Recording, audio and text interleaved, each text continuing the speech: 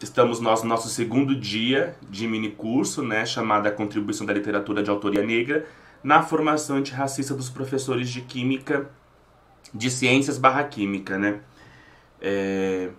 Então, não sei se eu não lembro se todo mundo aqui estava presente ontem, mas eu sou Caio, sou formado em Química, sou formado em Letras. Depois do meu mestrado em Química eu fiz Letras, e aí foi durante a Letras que eu comecei a pensar no meu projeto de pesquisa. E acho importante marcar essa questão da pesquisa, porque, inclusive, acho que uma pergunta ontem da Ive, né, falou assim, você tem uma lista para apresentar?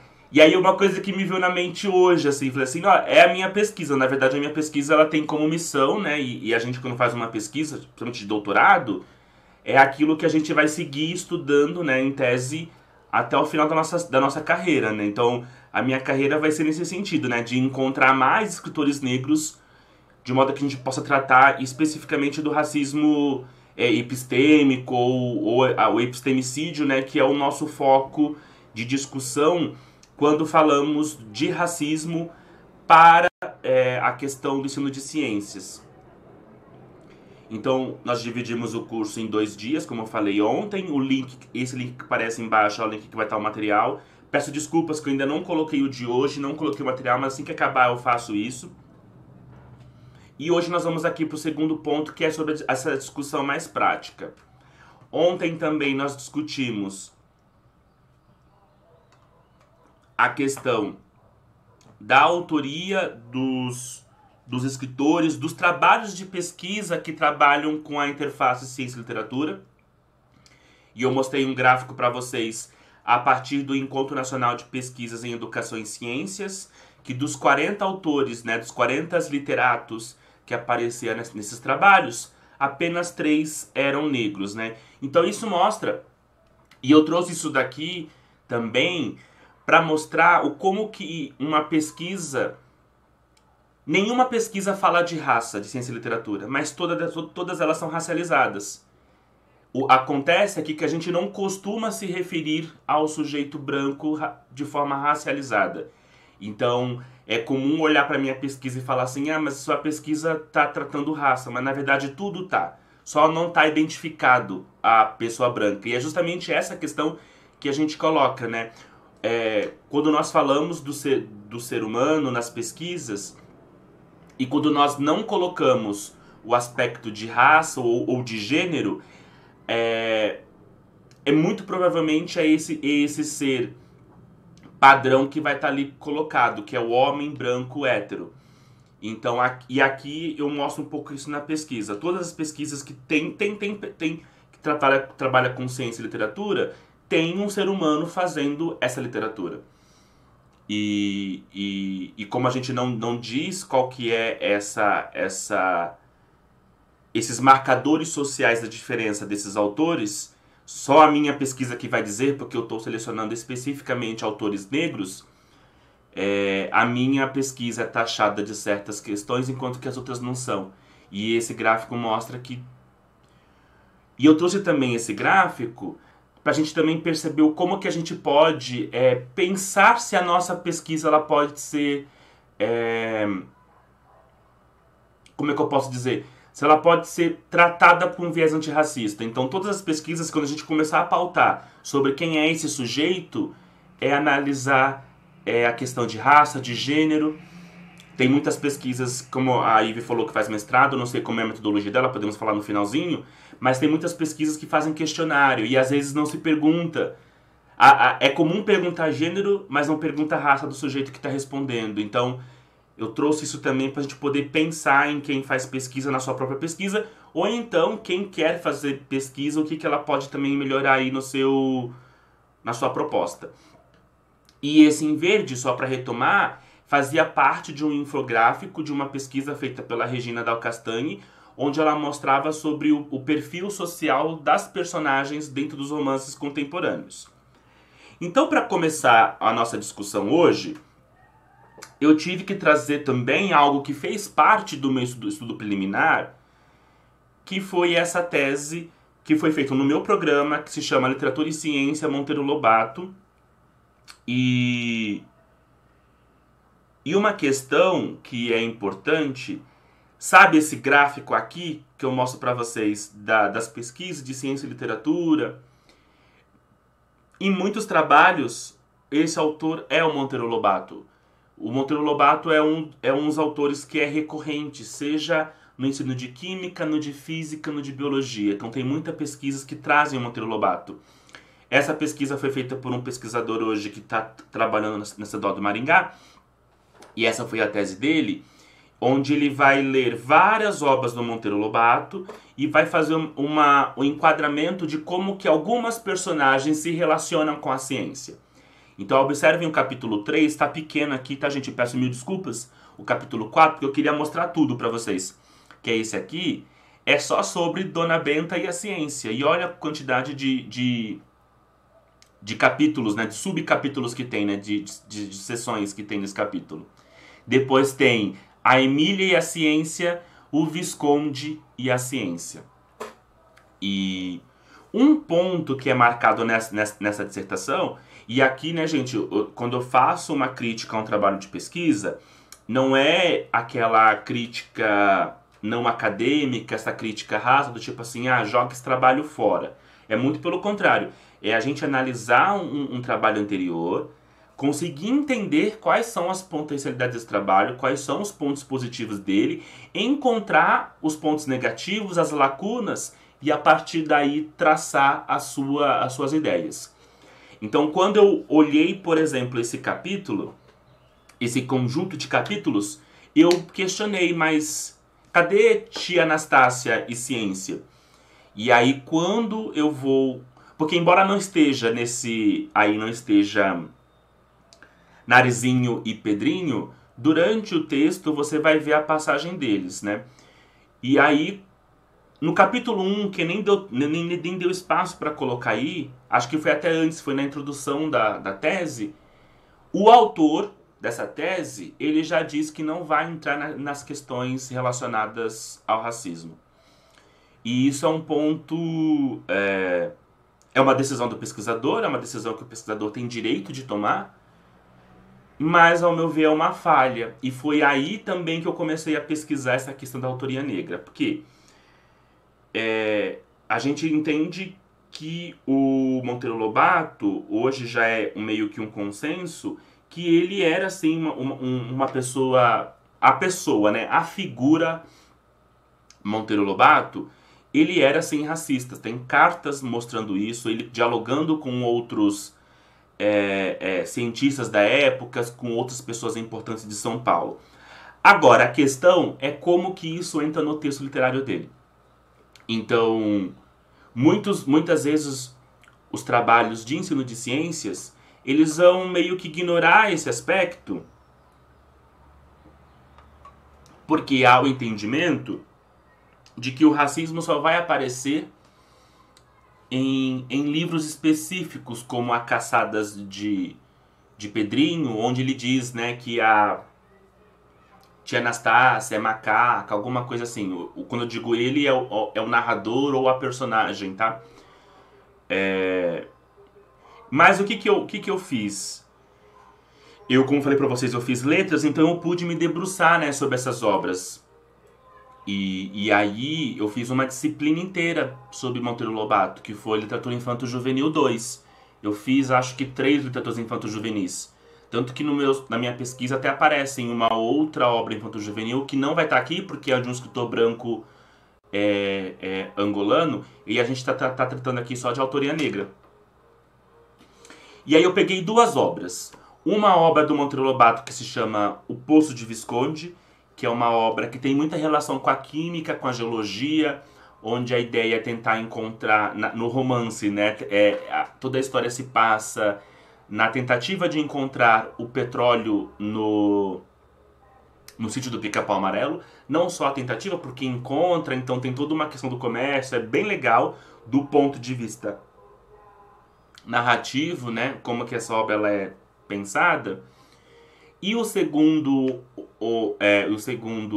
livro que eu fiz essa análise se chama A Chave do Tamanho. Eu estou para publicar isso daqui, então já vocês estão pegando aqui informações novas, assim. E obviamente que no artigo vai ser bem mais complexo, e aqui estou trazendo só alguns pontos.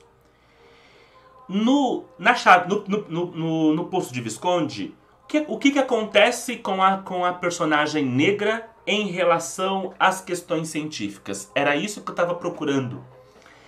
Então, no poço de Visconde, a personagem negra é a tia Anastácia. E o que acontece? Quando o Pedrinho decide que vai encontrar petróleo, ele pede ajuda do Visconde, e o Visconde ele vai ensinar para todo mundo do sítio como o petróleo é formado, como ele se forma, como encontrar. Então ele vai ter várias aulas de química e de geologia. O que acontece com a tia Anastácia? Ela dorme em todas as aulas. E quando ela acorda, ela acaba tratando as questões de forma jocosa. Ela chama petróleo de peixe podre. E também tem uma parte do livro que é mais pro meio pro final. Tem outros aspectos, tá? Que eu só trouxe 2. Que é mais do meio pro final do livro, que é quando eles descobrem o petróleo, contrata um engenheiro alemão para fazer o poço. E eu lembro que eu trabalhei bastante com esse livro quando eu fui professor de engenharia de petróleo, né? Então eu precisava entender um pouco. Tudo bem que eu dava de uma aula mais de química, eu dava de fluidos de perfuração, mas tem umas questões de broca, umas questões de material que é muito importante, e eu precisava ter minimamente conhecimento. E aí eu li esse livro, também li outras coisas e tal. Então tem no momento desse texto que chega o engenheiro e começa a testar broca, começa a testar materiais e tal, vem para a obra uma série de materiais novos que não se conhecia, né? Porque a ideia do Monteiro Lobato era justamente colocar no texto de literatura infantil, porque o texto de literatura infantil ele tem esse aspecto pedagógico muito mais do que os outros textos, né? Então, literatura infantil tem como objetivo ensinar algo.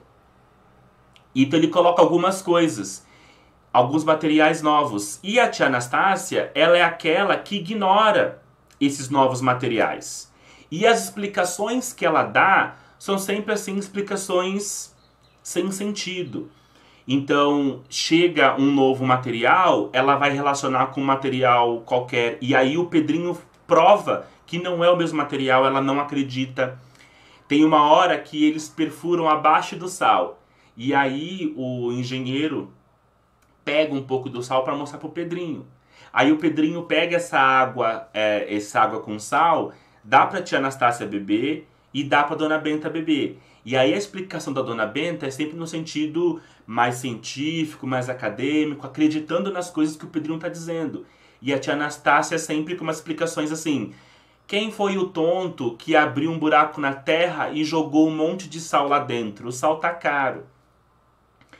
Então a gente começa a perceber que a tia Anastácia, em relação à ciência, ela tem uma característica específica.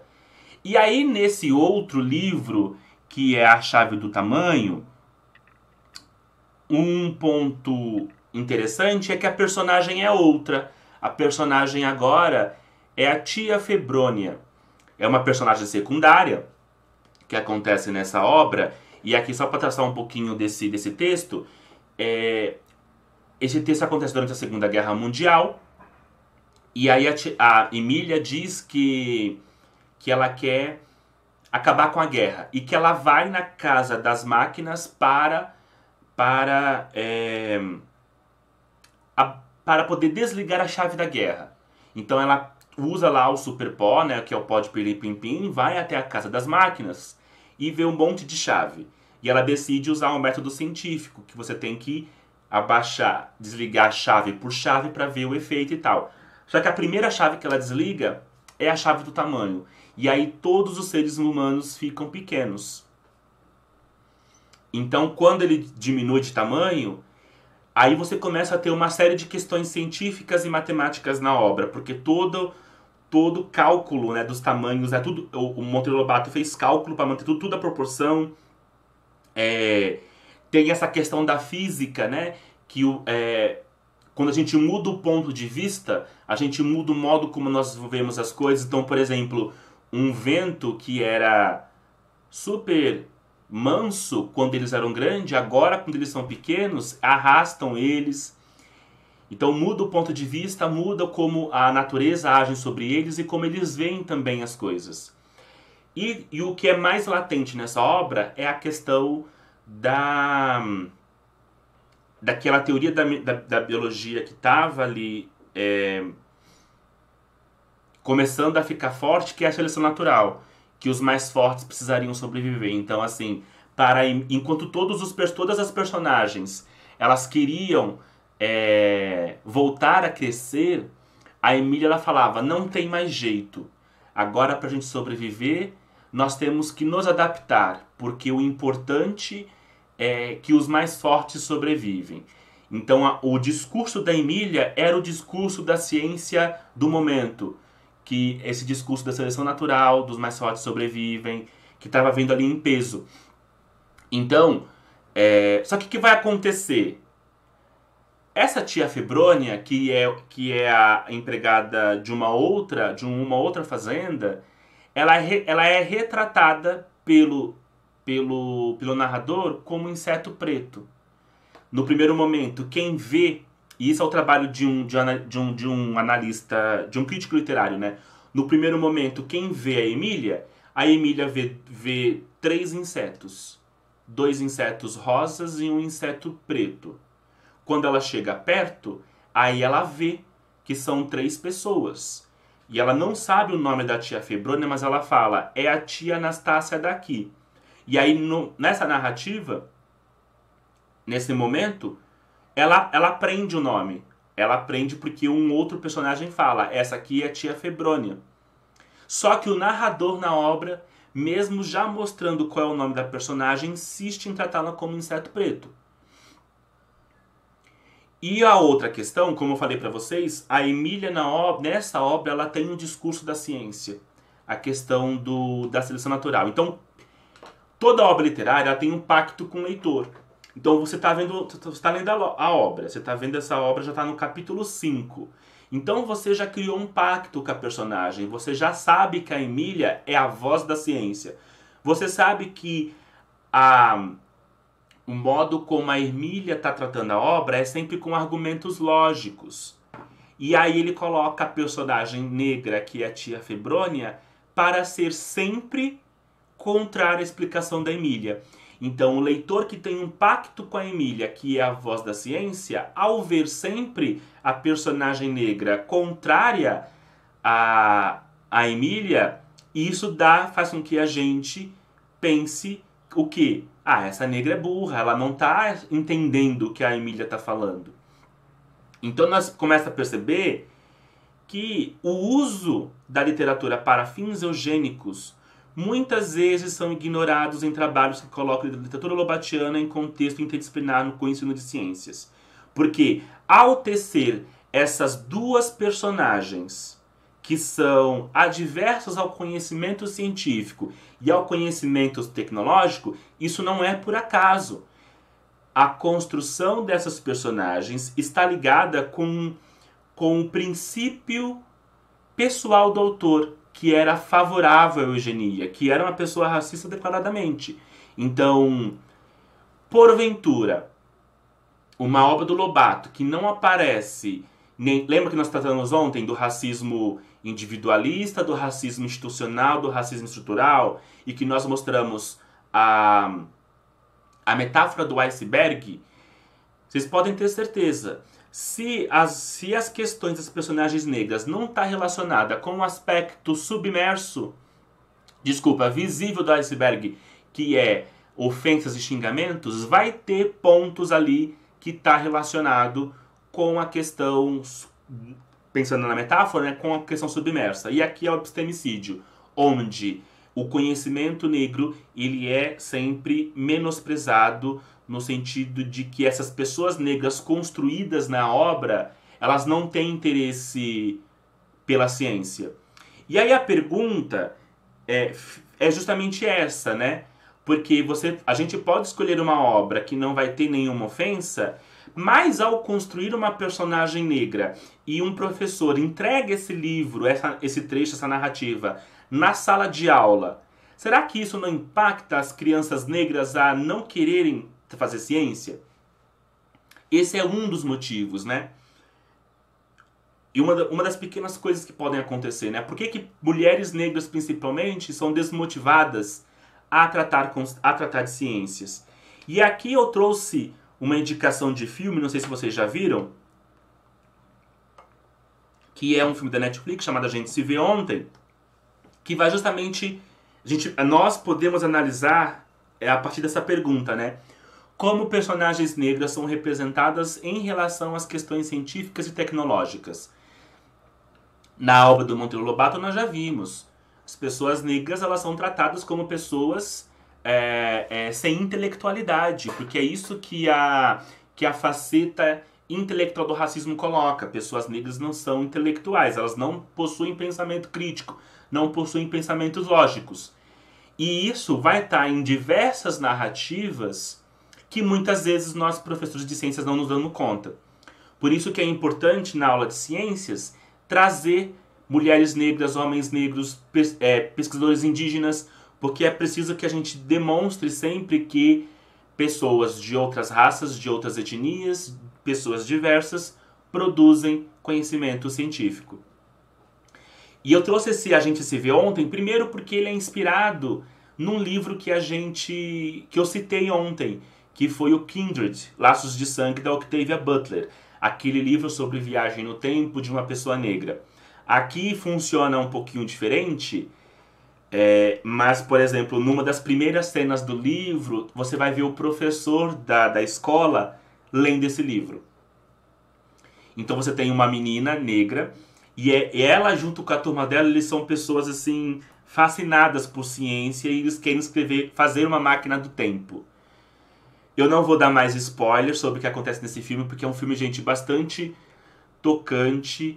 Quem tem irmão que tenha falecido pode ser gatilho esse filme, já aviso.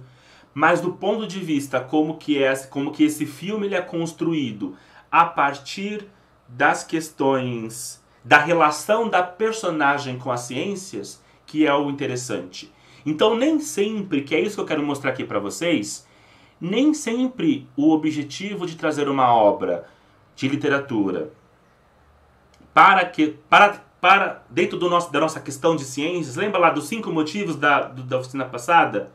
Apenas uma delas está relacionada com a questão de procurar o conteúdo científico na obra. Muitas vezes o objetivo maior não é esse. Muitas vezes o objetivo maior é ver uma personagem, como essa personagem se relaciona com a ciência. Como eu falo para vocês, é muita coisa para falar e às vezes não dá para tratar aqui, mas tudo que a gente fala aqui está relacionado com outros pressupostos teóricos do ensino de ciências. Então, assim, letramento científico tem que ser algo bastante importante. Não é porque eu trago isso aqui que eu tenho que fugir desse pressuposto teórico. Argumentação, várias coisas tem que estar em conjunto. Trazer uma literatura de autoria negra, ela não tem que ser isolada por si só, ela tem que estar em conjunto com todo o mecanismo, com toda a proposta. Então aqui, como nosso objetivo aqui, mais do que falar livros para vocês diretamente usarem na sala de aula, é trazer como que a autoria negra pode... que o título é esse, né? É a contribuição da literatura negra na formação antirracista dos professores. Então, a ideia do curso aqui foi mais no sentido de contribuir com a formação continuada de vocês do que necessariamente levar para a sala de aula. Então, por isso que eu coloco para vocês essas 2 referências. Uma delas já falei ontem, que é o canal Literafro na internet, da UFMG. É super importante, lá você vai ter diversos autores, livros que esses autores escreveram. Então, dentro do gênero literário que vocês mais gostam, porque não adianta, nós temos o gênero que nós mais gostamos. Uns preferem romance de época, outros preferem poesia. Indiferente do que a gente goste, é procurar nisso os autores negros que escrevem sobre, né, literatura erótica, enfim. Então, uma proposta de busca seria o canal Literafro. E um outro destaque que eu coloco aqui, que são os cadernos negros. Eles lançam, gente, um volume por ano. Olha esse daqui, que se eu não me engano é do ano passado, que é o volume 42. Então nós temos uma editora que chama Quilomboje, que é um coletivo negro, faz parte daquele momento histórico que foi o Movimento Negro Unificado, e eles lançam um volume por ano. Eles estão há 40 anos publicando autores negros a partir de uma coletânea chamada Cadernos Negros. Ora é conto, ora é poesia. Esse ano, os Cadernos Negros, não só esse ano, mas outros anos também, aqui esse ano, se você colocar Cadernos Negros no Google Jabuti, vocês vão ver que eles vão estar concorrendo, ou seja, são obras de qualidade. Muitas das escritoras começam publicando os Cadernos Negros para depois publicar os seus romances, e uma delas que nós vamos tratar aqui hoje é este caso. Mas eu preciso passar brevemente sobre algumas epistemologias químicas, né? Porque o nosso enfoque aqui é a questão do professor de ciência. E aí a pergunta central é: qual é o foco de interesse da química? Essa pergunta ela é muito interessante porque quando eu mando o meu artigo para uma revista de educação geral, se eu não coloco isso, o revisor, que às vezes pode ser, sei lá, de currículo ou de uma outra área, ele acha que o que eu estou falando não é química.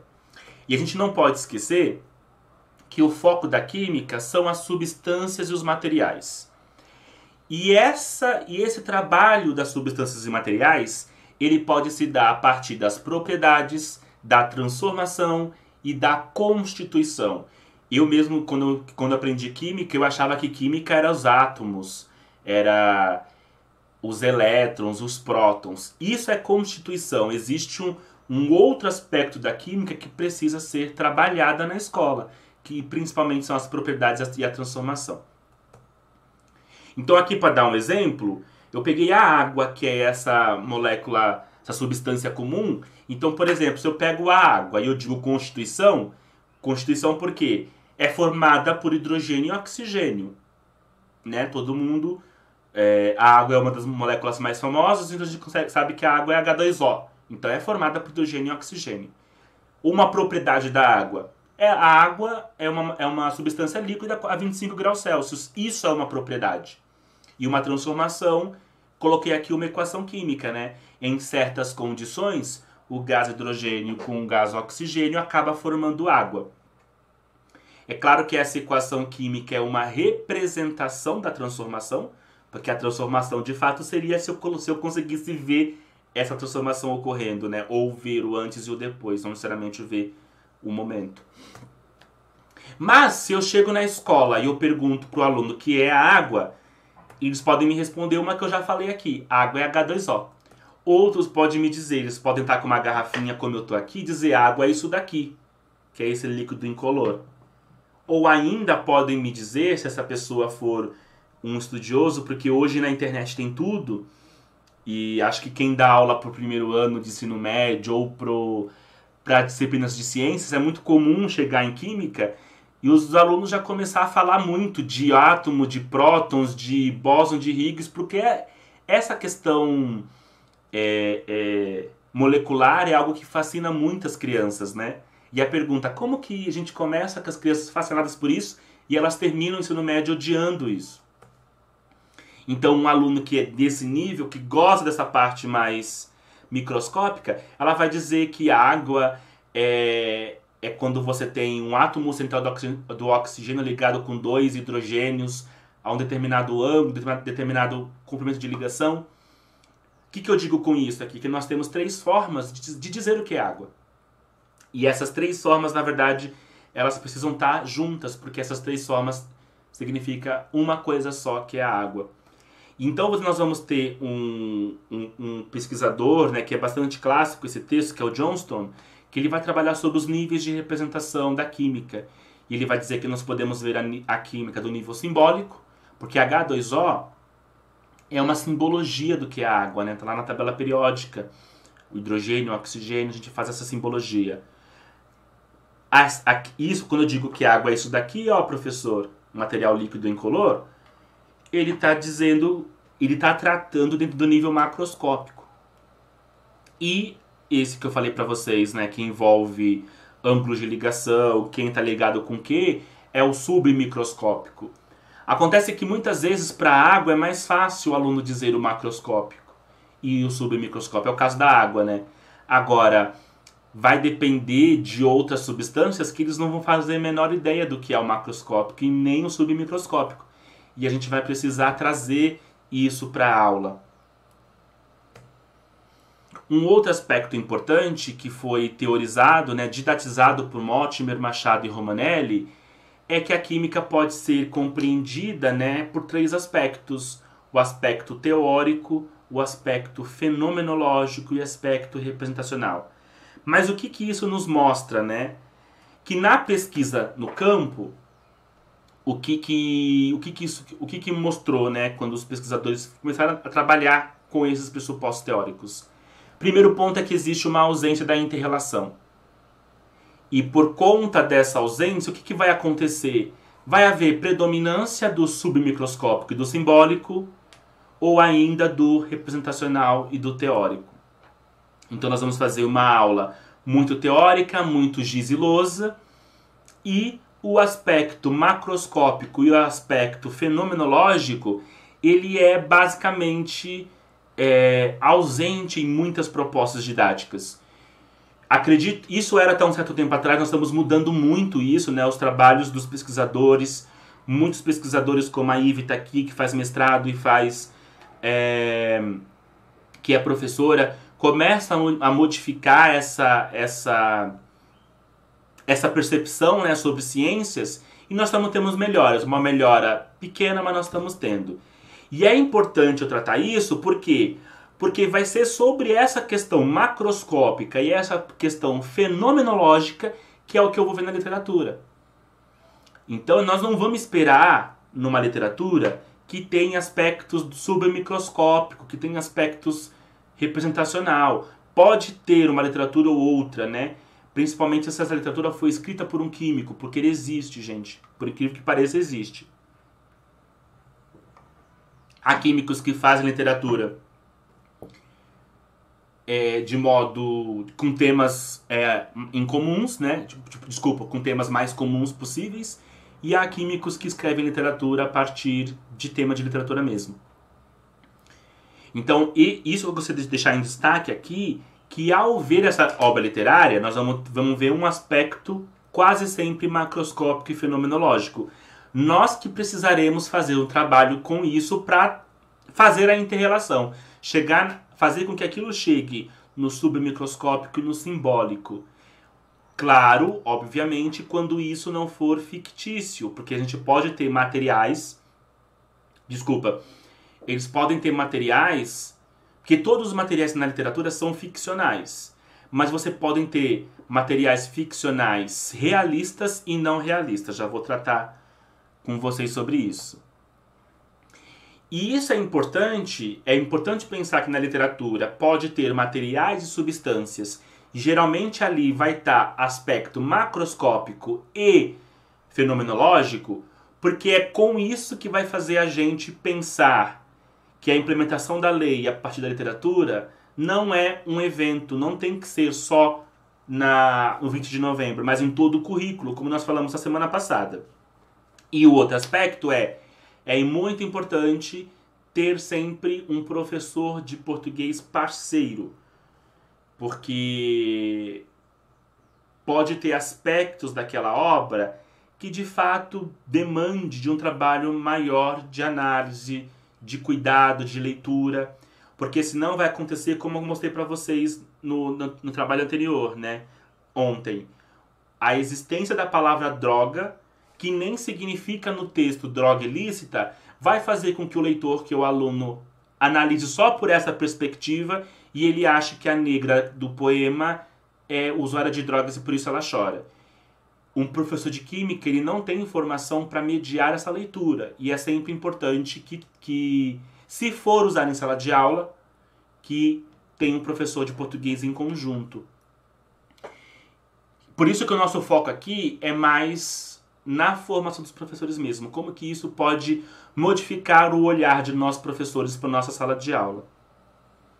Então agora eu começo com algumas obras. E a primeira que eu trago para vocês é o Água de Barrela, da escritora Eliana Alves Cruz.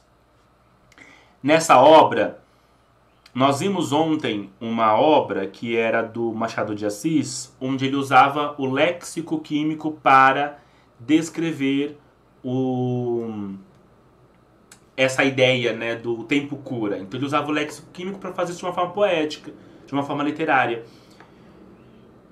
Então naquela obra do Machado, durante aquele trecho, você tinha várias palavras, vários léxicos químicos. Mas nem toda obra vai ser assim. O próprio Lágrima de Preta tinha lá ácidos, bases, sais, tubo de ensaio, né? Também é desse sentido, que mobiliza muito material, muito léxico químico. Essa obra não vai ser assim, Água de Barrela não vai ser assim, não é a intenção da autora. Felizmente, né? Porque a obra é belíssima. E essa obra, eu durante a faculdade descobri um gênero que chama romance histórico. Que eu não conhecia sobre esse gênero, né? E foi o gênero que eu descobri, que eu gostei. E hoje eu não posso ver alguém vendendo um romance histórico que eu quero comprar. É o gênero que eu mais gosto. E essa obra, Água de Barrela, a história é basicamente o seguinte. É narrada em terceira pessoa. Tem a história de uma senhora que se chama Damiana, se eu não me engano, porque tem muitos personagens desse romance. E ela completa 50 anos. Nesse momento que ela completa 50 anos, o narrador, que começa aqui, né, com ela com 100 anos, ele volta no tempo, né, é um flashback, não é que as personagens voltam no tempo, é o narrativo, é um flashback narrativo. A narração volta no tempo para contar a história da Damiana. Agora, um ponto muito importante quando a gente pensa em cultura negra é a ancestralidade. Então, quando você fala de personagens negros, de vivência negra, ela não se limita à vida material daquela personagem, daquele sujeito histórico. É preciso que aspectos anteriores, aspectos ancestrais sejam trazidos.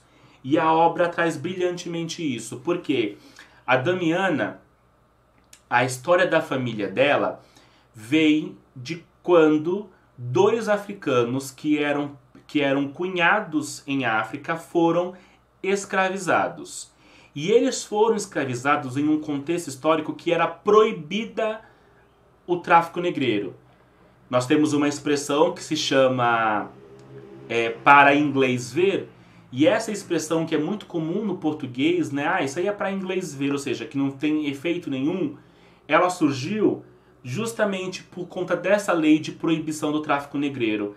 A Inglaterra pressionou bastante o Brasil para parar de traficar pessoas negras, de escravizar pessoas negras. De escravizar não, de realmente fazer o tráfico, né? De fazer o tráfico de pessoas negras. Então o Brasil teve que criar essa lei. Só que essa lei era só para os ingleses ver, porque a pressão é dos ingleses. O tráfico negreiro continuou. E aí, isso também vai acontecer, inclusive, com a abolição, né? Embora lá a Princesa Isabel tenha feito a abolição em 1888, a escravidão continuou em muitos territórios do Brasil. Então, o Brasil, desde cedo, constitui a sua história em algo que é assim surreal se você tratar por outras culturas, né? Que o Brasil tem essa ideia de lei que pega e lei que não pega. Então, isso que é cultural hoje, que a gente fala aqui, essa lei vai pegar, essa lei não vai pegar, já vem de muito tempo. E olha, vem do período colonial e nós não nos damos conta disso. Então, para tratar da história da Damiana, é preciso trazer essa ancestralidade. Então, a história começa ainda no território africano, porque a gente precisa saber que esses dois escravizados eram cunhados e que uma dessas, e que essa mulher, né, que veio pra cá, ela veio grávida. Então, na verdade, foram 3 escravizados. Um homem, uma mulher e um bebê que estava dentro da barriga da personagem que me esqueceu, que esqueci o nome aqui agora. Então, a história ela vai se traçar desde esse momento até os 100 anos da Damiana. Então, a história desse romance é a evolução, ou melhor, a passagem dessa família negra da escravidão para a classe média. Lembra que nós falamos lá atrás, na aula de ontem, que dificilmente escritores brancos colocam pessoas negras como classe média? Geralmente eles são narrados como pobres. Acho que era quase 80% das personagens. Olha a mudança aqui dessa escritora. O foco é falar do negro na classe média? Não, não é. É falar dessa transformação. E aí, para falar dessa transformação, ela vai trazer diversos elementos que foram importantes para que essa história acontecesse. Então ela vai falar da educação. Genealogia, gente, é super importante porque as personagens africanas vêm com nome africano. Mas aqui no Brasil esse nome é modificado. Então ela já começa a obra com uma árvore genealógica. E é importante que a gente discuta aqui que é super difícil traçar uma árvore genealógica de famílias negras. Então, quando houve a escravidão, o fim da abolição da escravidão, logo em seguida vieram uma série de imigrantes para o Brasil. Essas famílias de imigrantes, elas conseguem traçar a sua árvore genealógica, porque elas vieram para o Porto de Santos, tem registros de quando chegou, onde chegou. A minha madrasta, por exemplo, ela vai conseguir ter o passaporte italiano, porque ela vai conseguir fazer essa descrição. Pessoas negras não conseguem fazer isso, porque quando acabou a escravidão, uma certa figura importante, que se eu não me engano chama Rui Barbosa, eu posso estar errado com o nome, depois vocês podem verificar, ele mandou queimar todos os documentos que envolvia o registro das pessoas negras no Brasil. Então, pessoas negras não conseguem traçar sua genealogia. Sabendo que isso é importante para a questão da negritude, ela coloca na obra dela. Ela também vai falar sobre estupros durante a escravidão, vai falar sobre o trabalho no pós-escravidão, sobre o feminismo negro. Ela vai tratar de diversos pontos da história a partir da perspectiva negra, que nem a Guerra do Paraguai. Vocês lembram da Guerra do Paraguai? A gente sabe que os brasileiros foram lá e dizimaram os homens paraguaios. Mas quais homens negros foram para lá e por que foram para lá? O que foi prometido a esses homens negros? E o que aconteceu com esses homens negros logo em seguida? Então, o romance histórico, que eu gosto bastante desse gênero, ele vai trazer dados históricos e a partir desses dados históricos ele vai ficcionalizar as autoras e os autores. Então, esse romance, por isso que eu falo que esse romance é mais para nós professores. É para que nós professores de ciências tenhamos uma outra percepção sobre a história que não foi contada. E a literatura é um caminho para nós fazermos isso. Quando eu falei sobre como encontrar essas obras de autores negros, eu falei sobre o Literafro, o site, mas também falei do Quilomboje. Por conta da lei, nós temos muitas editoras negras. Não digo muitas, é exagerar, né? Porque ainda a maioria das editoras são editoras cujos donos são brancos ou que o foco da publicação são livros não racializados, digamos assim. Então a editora Malê, que é onde foi publicado esse livro, é uma editora que tem na sua linha editorial a publicação de autores negros. Então você vai ter a Malê, a Palas editora, você vai ter a Nandiala, selos negros. Então, um caminho seria esse também, procurar as editoras comerciais que têm dentro da sua linha editorial a publicação de escritores negros. E aí, gente, não é só literatura não, tá? Vai ter sociologia, história, textos sobre feminismo, questões LGBTs, pedagogias das mais diversas. É muito interessante procurar saber dessas editoras. Agora, para um químico, quando ele olha água de barrela, ele já saca que é um material. E aí, quando ele começa a ler, vai estar assim, lá na página 15. Falei para vocês que era uma festa, né, de 100 anos da Damiana, né? E a Damiana, ela fica... Tá todo mundo de branco, tá todo mundo vestido de branco.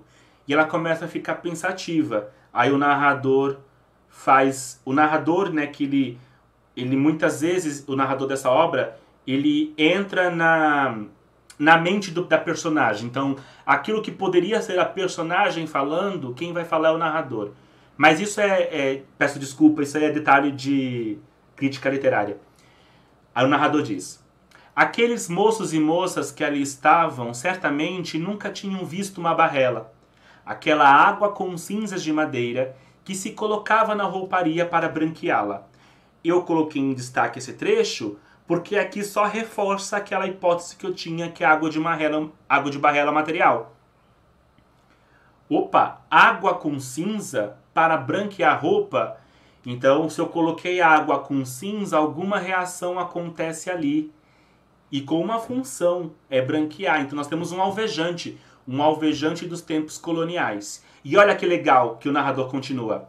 Agora tudo é na máquina, batido com sabão em pó e ponto final. Antigamente, lavar roupa era um longo processo artesanal. Primeiro esfregava e batia-se bem, depois era colocar um pouco no molho da água de barrela, enxaguar mais e pôr no sol para coarar. E a capa da obra, né, são as lavadeiras. E se nós pararmos para pensar, as lavadeiras elas vão estar sempre nas nossas músicas, né? Pode parar para pensar aí sobre Lata d'Água da Cabeça, Lavadeira do Rio, quantas músicas nós temos.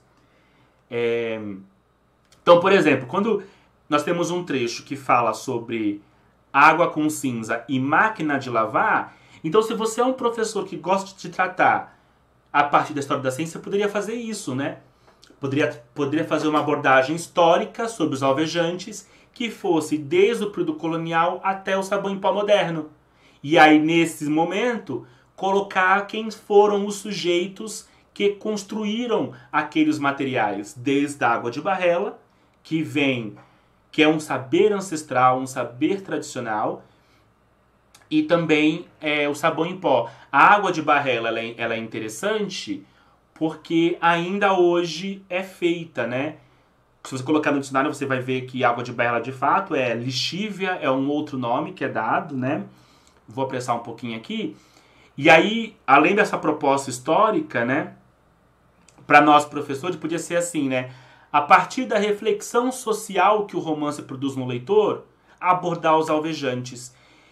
E aí, os alvejantes poderiam ir desde o período colonial até hoje. Porque, olha, eu coloquei aqui uma breve descrição, né? Porque eu estou elaborando quimicamente isso. Não está pronto. Mas aqui nós já temos uma transformação química, né? Porque nós tínhamos uma árvore, transformação física e química. Nós tínhamos árvore, essa árvore vira madeira, essa madeira se transforma em cinza. Olha como a gente mentalmente já consegue diferenciar esse material. Então, trazer esse aspecto macroscópico, fenomenológico, é importante para o aluno, né? Árvore, madeira, cinza. E a cinza ela é constituída por óxidos. Óxidos de sódio, óxido de potássio, de magnésio, de cálcio. As quantidades vai variar muito da espécie da árvore, né? De que tipo de fertilizante é melhor para aquela árvore. Então não dá para quantificar que a cinza tem isso, isso e isso. Mas, uma vez colocada em água, esses óxidos reagem. E esses óxidos que reagiram em água, formando certos compostos, né, bases e outras coisitas más, vão produzir o branqueamento. Então, olha como é possível tratar a química aqui. Então, esse romance não é para a gente abrir ele na escola e falar assim, na página 15, nós vamos empreender algo. Porque literatura, gente, não é para isso. Eu defendo que literatura, embora tem muitos colegas que pesquisam dessa forma, a literatura não é para isso.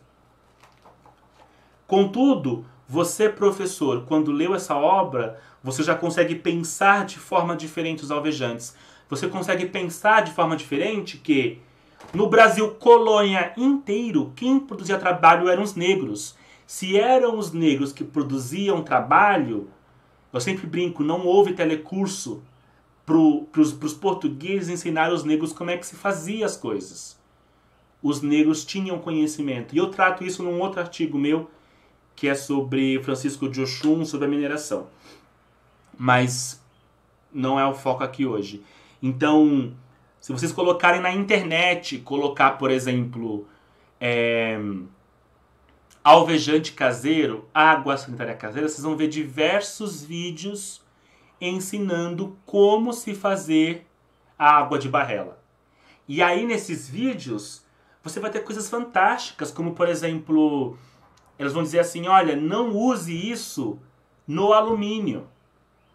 Isso para um químico é, mas por que não pode usar no alumínio? Que reação química aconteceria aqui? E aí você pode trabalhar a química em cima disso.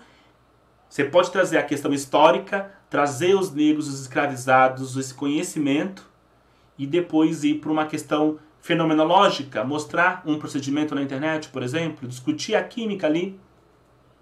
Enfim. Um segundo livro que eu trago para vocês, que é o Black Power de Akin, de uma outra escritora negra, Kilsan de Oliveira. Observem, né, gente? Na minha pesquisa eu identifiquei que as mulheres também são minorias no texto, né, no trabalho das pesquisas.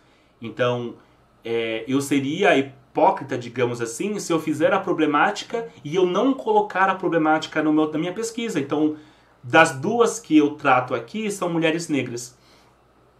E essas duas estão na minha pesquisa. Um terceiro não vai estar, porque eu já falei para vocês, de um branco africano, que em outro momento, em outro mini curso, eu posso tratar dele. Então, esse livro é um livro infanto-juvenil, o Água de Barrela não é. O Água de Barrela ele é um romance denso, relativamente grande o livro, mas é muito sensacional para professor e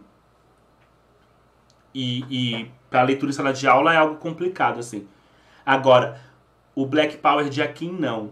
Quando nós falamos de cabelo, geralmente a gente fala muito de mulher, né? Mas os homens também têm as suas problemáticas, suas questões com cabelo, né? Olha eu aqui com o meu cabelo.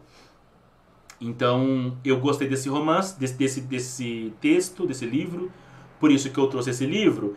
E nesse livro, esse personagem que é o Akin, ele vai passar por uma série de xingamentos, de ofensas por conta do cabelo.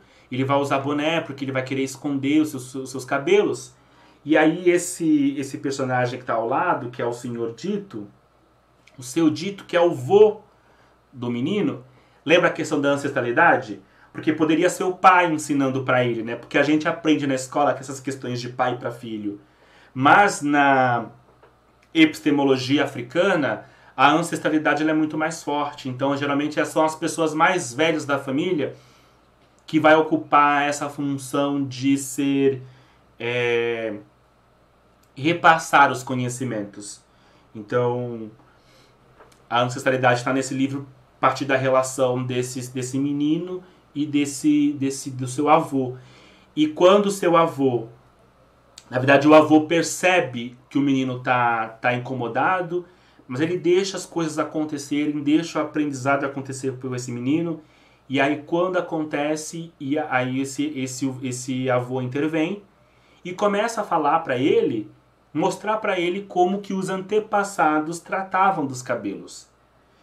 É só essa cena de que a gente pode extrair algo de química, mas ele é brutal, porque a Kyo-san, ela vai seguir tratando sobre a questão do cabelo, mas não sobre uma perspectiva estética. E esse é um grande ponto da questão da negritude, né? O cabelo não é só uma questão estética, ele é também estético, ele é cultural, ele é ancestral, ele é resistência.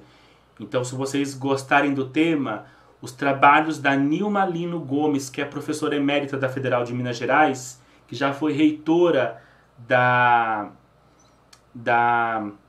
Unilab, é muito interessante nesse sentido. E aí, então vai ter momentos fantásticos na obra. Ele é um livro curto, dá para ler com criança, então quem está com criança menor, é um livro legal para se ler, porque é um livro infanto-juvenil, foi feito para isso mesmo, para crianças menores. Mas o seu dito, ele coloca ali que era feito com banha de porco. Então é uma banha de porco que vai ser aquecida, então essa banha vai derreter, né? Olha aqui essa parte fenomenológica, macroscópica, que nós químicos, vendo esses trechos, conseguimos discutir. Mas essa obra nos ensina isso, que o cabelo é para além da estética, que o cabelo é resistência, que o cabelo é ancestralidade, que o cabelo é cultura. Então é isso que ensina a nós, professores. Lembra que o objetivo do curso é formação antirracista do professor. Então não é moda para os negros manter o cabelo crespo, não é questão de moda. E esse é um ponto que é bastante importante destacar. E o que nós temos hoje na nossa cultura? Você coloca low pool, no pool na internet, você vai ter um monte de vídeos falando sobre isso. Sulfatos, pretolatos, parabenos, porque pode, não pode. A pergunta é, o quanto disso entra na sala de aula? O quanto disso que está pulsante entre os jovens negros, que hoje tem um movimento muito grande de manter os seus cabelos naturais, o quanto disso entra na sala de aula? Então a literatura, ela serve para nos questionar. E ao momento que ela nos questiona, a gente começa a pensar sobre a nossa prática. Então eu trouxe isso aqui como um ponto de se pensar, né? Na minha tese eu trabalho melhor isso, eu crio uma sequência didática com isso e eu posso falar em outro momento. E eu trouxe isso também porque olha como é importante, né? Sobre as propagandas. Falei para vocês que cabelo crespo não é moda, e olha essa propaganda atual. Não é moda, é meu DNA. Agora, é interessante pensar que shampoo tem um composto lá que é um surfactante. Shampoo é uma mistura de diferentes compostos e um dos compostos que estão lá são surfactantes. Assim como detergente, sabonete, sabões, enfim. E uma das coisas que eu dialogo na minha tese é como que o surfactante, antes ele foi usado na geração do racismo. Então, quando em 1890, 1900 e alguma coisinha, quando os primeiros sabões industriais, sabões começaram a ser produzidos, os primeiros sabonetes, as propagandas eram altamente racistas. E olha como eu coloco para vocês aí, que são duas cenas, né? Uma cena de uma pessoa negra antes de tomar banho. Durante o banho, né, ela tá na banheira. E aí essa mulher branca vem com um sabão e dá para essa pessoa. E aí quando ela sai branca. Então era esse tipo de propaganda que acontecia no final do século XIX para o começo do século XX. E hoje a propaganda são outras, né? Então o surfactante ele sai de um tempo histórico da produção do racismo e ele passa para a valorização da identidade. Então isso poderia ser um tema que quem gosta de história das ciências fazer por essa linha. Então olha como a literatura começa a fazer a gente perceber algumas coisas, né? Por isso que o título era a literatura na nossa formação antirracista. Aqui agora eu trago mais duas obras, e nessas duas obras eu vou tratar com maior detalhes, porque essas duas obras elas tratam um ponto bastante importante que são os quilombos. E do ponto de vista literário, essas duas obras elas são coletivas. No caso dessa daqui, Roça é Vida, vou ler aqui para vocês.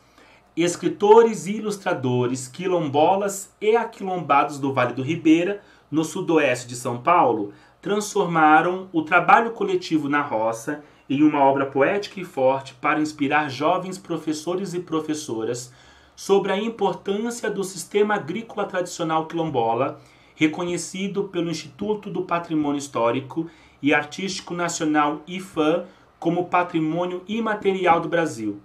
Ou seja, essa obra ela foi pensada para professores e professoras. Agora, por que nós não temos acesso a essas obras, né? Então eles estão falando de um sistema agrícola que foi ali inspirada, que foi reconhecida como patrimônio imaterial. E aqui é importante, eu gosto de sempre mencionar, que geralmente quando se vê essas obras, as pessoas já relacionam, isso aí é uma obra importante para quem faz história, para quem faz geografia, língua portuguesa, olha, é ilustrada para quem faz artes. E aqui a proposta é sempre pensar que o nosso olhar químico, nosso olhar cientista, né, porque tem outras áreas aqui, pode identificar questões nessa obra que possam ser trazidas para a sala de aula. Esse texto eu acho muito legal, por isso eu vou me dedicar a fazer alguma leitura de algumas partes desse trecho, que começa assim. Eu sou a fartura, sou filha da experiência e minha avó é minha mestra tradição. Então nós temos uma narração aqui, né? Narrada em primeira pessoa, porque a narradora fala, eu sou fartura. Observe que a fartura se transformou num nome próprio.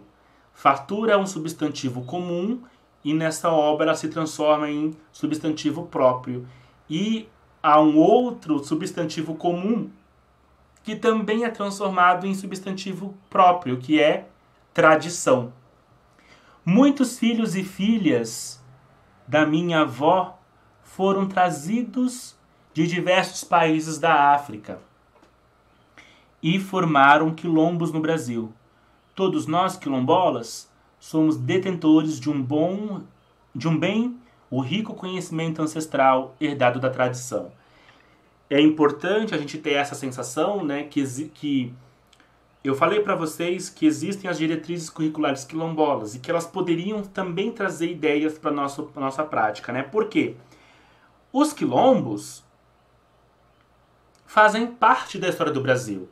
Então, se nós temos que na escola tratar de história e cultura africana, tratar de quilombo, dos quilombos, né, faz parte.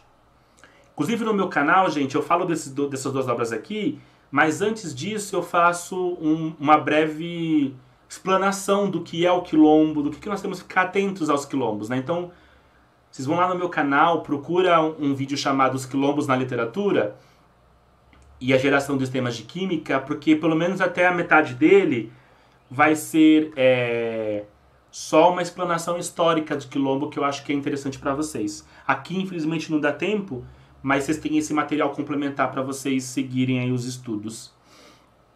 E também para compartilhar com os outros, tá, gente? Ajuda o blogueiro aqui. Brincadeira. Aí, continuando a leitura. Assim como outros filhos da mestra tradição, a minha mãe, experiência, observe que agora experiência também virou, que é um substantivo comum, virou um substantivo próprio. Formou família em terras quilombolas, dentro da Mata Atlântica, na região do Vale do Ribeira, no estado de São Paulo. Observem que esse quilombo ele é inteiramente localizado, né?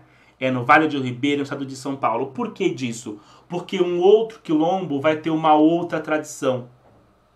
Porque quilombos são gerados a partir de etnias diferentes de África. Então você vai ter diferentes tradições, diferentes culturas, que é importante a gente pensar.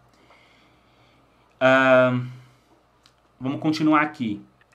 Meu filho Êxodo e minha filha Continuação nasceram aqui na roça, nas mãos da avó Experiência. Olha, mais nomes, mais substantivos comuns virando o nome próprio. E não são quaisquer, né, gente? É fartura, experiência, tradição, êxodo. O que é o êxodo? O êxodo é o que vai embora.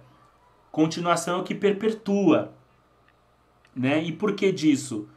Porque nós vamos ter um personagem que vai embora desse quilombo. E ele vai por motivos específicos, né? E ao mesmo tempo, a irmã dele, em continuação, permanece, mas também vai ter uma outra personagem que é a Resistência, que é a personagem que vai fazer com que as pessoas se mobilizem na forma de coletivos, né? Por que que o êxodo vai embora? Porque as leis ambientais começam a ficar fortes no Brasil, e aí a roça de Coivara, ela passa a ser proibida.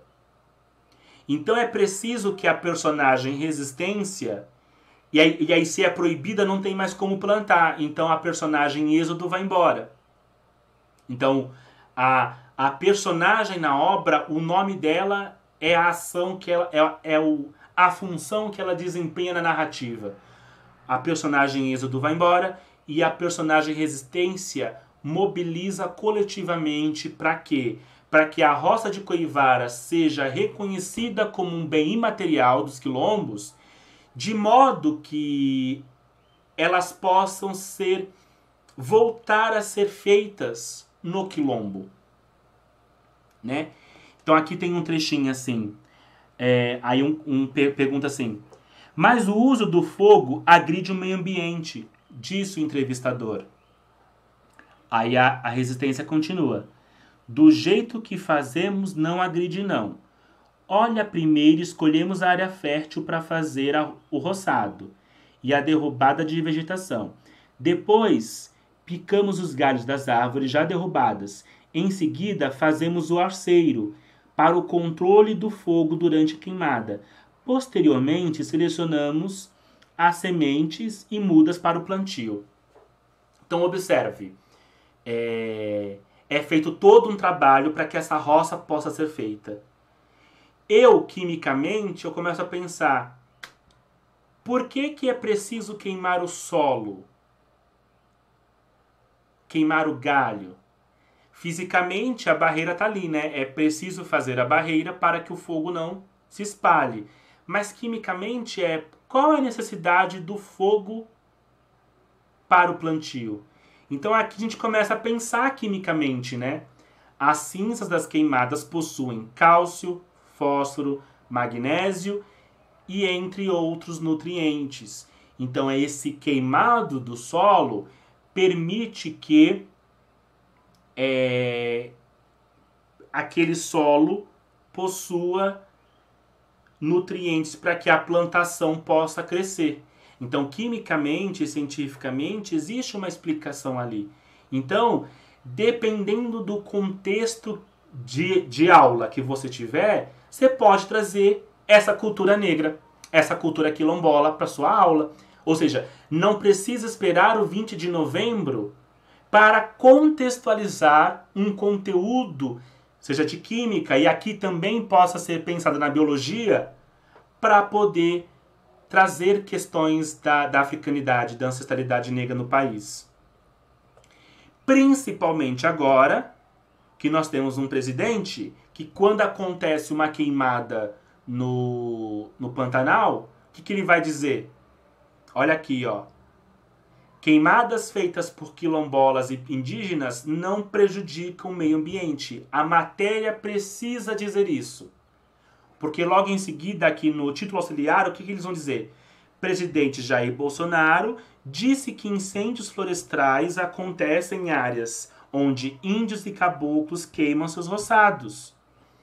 Então, nós temos também a importância de trazer a cultura negra, porque, infelizmente, nós temos um discurso vinda de políticos que estão criminalizando a cultura negra e a cultura indígena.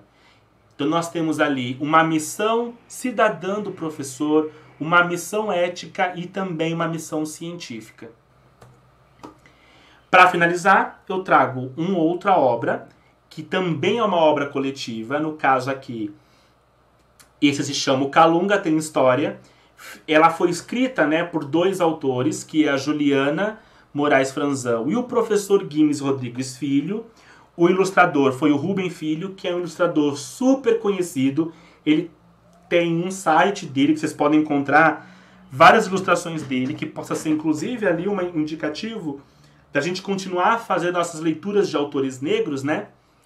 Mas essa obra ela tem um destaque especial porque a Juliana ela fez essa obra durante o doutorado dela, que foi em uma comunidade quilombola lá em Goiás. Tanto que o subtítulo do livro é o seguinte: Desafios para o ensino de química na educação escolar quilombola. E o Guimes Filho era orientador dela. Esse livro está no ISU. Eu deixei aqui o link, depois que vocês vão baixar, vocês podem dar uma lida. É um livro curto também. E aqui eu dei os prints de modo que a gente tenha essa mesma experiência do ISU. Né, que ele vai abrindo assim, né, a obra. Olha que bonita essa ilustração. É muito bonita, né, gente? O ilustrador ali fez um ótimo trabalho. E aí eu vou começar lendo esse primeiro parágrafo aqui. O galo já havia cantado 2 vezes, anunciando um novo anúncio. José levantou-se rapidamente e foi até o ribeirão. Observem aqui que o narrador é em terceira pessoa, né? O outro lá, ela dizia, eu sou fartura, o narrador é em primeira, aqui é o narrador em terceira.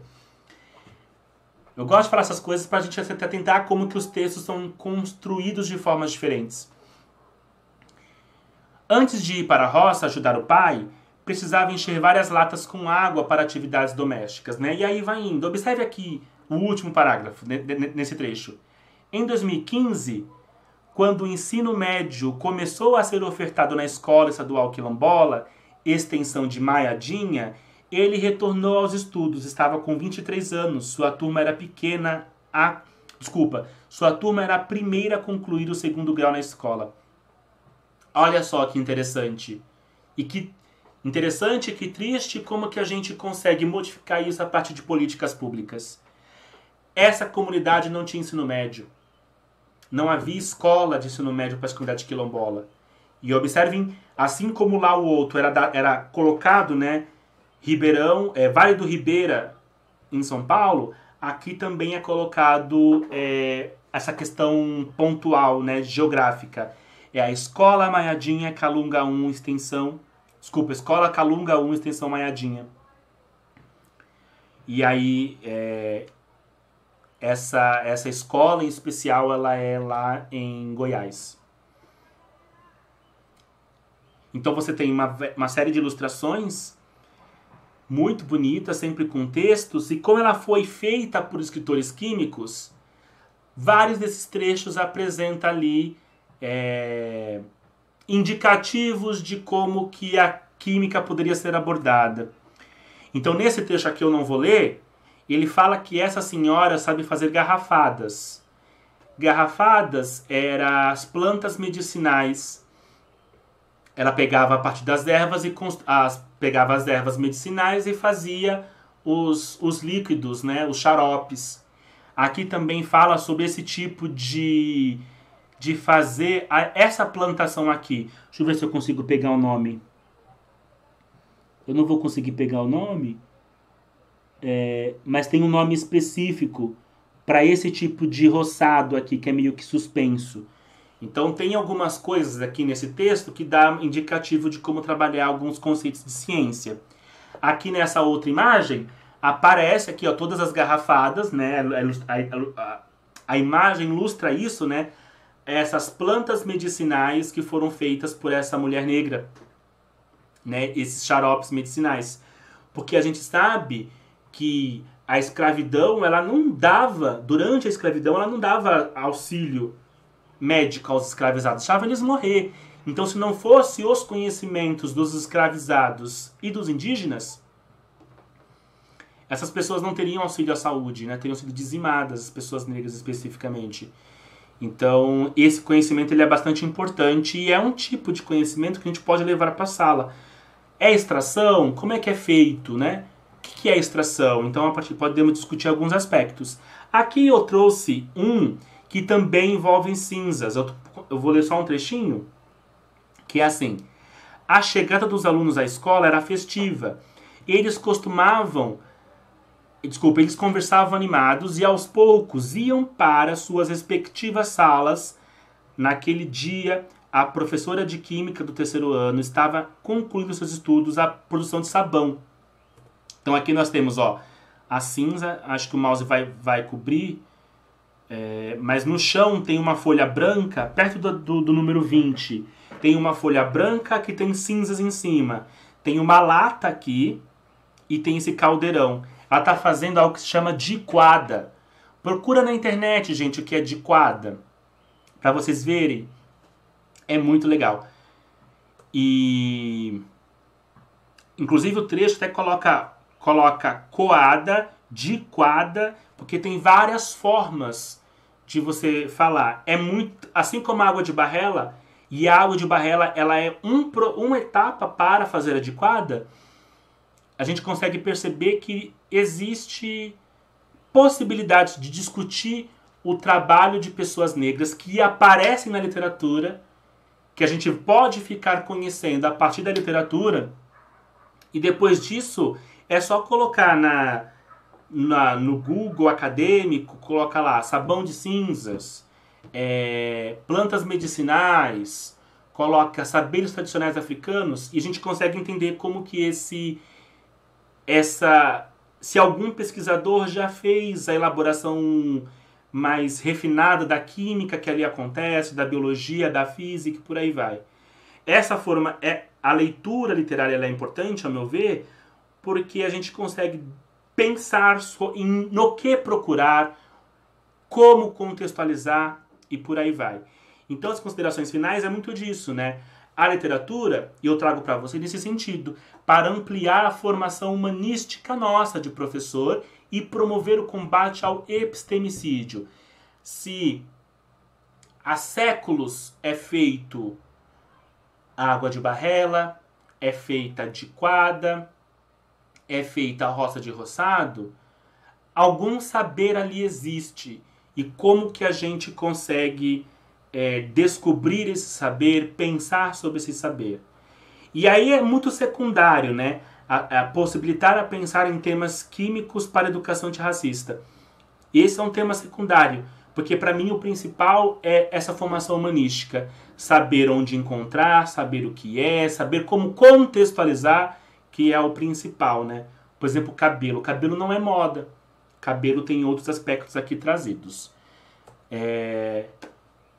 Esse é o nosso último dia, reforço o link, daqui a pouco eu vou colocar esse PowerPoint lá com as outras coisas. E reforço para vocês a me procurarem no YouTube, se inscreverem, também estou no Instagram, YouTube Caio Fayad, Instagram Fayad Caio. E é isso, gente, muito obrigado pela presença de vocês.